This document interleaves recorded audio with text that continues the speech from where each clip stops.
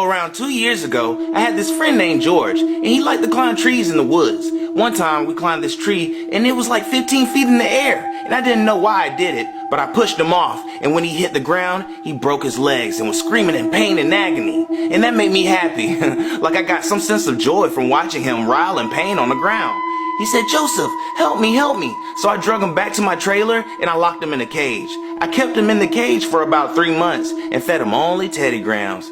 His legs healed, but in the wrong direction. So when I gave him his 2 minutes of outside time on his leash per week, he could only walk backwards. Whenever George did something that I didn't like I wouldn't give him any Teddy Grahams for like a whole day.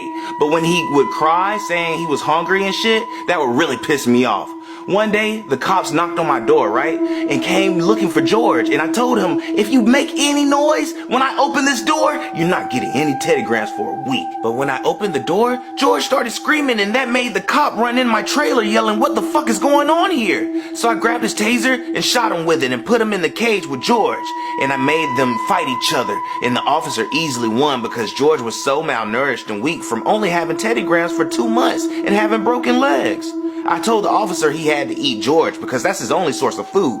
He complained and begged at first, but eventually he did eat George. A month later, the officer begged, saying, "Please let me go. I promise I won't tell anybody about any of this.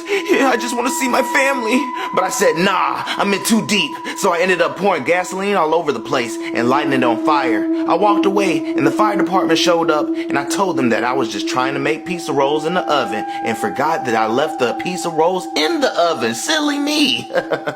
And I never got caught.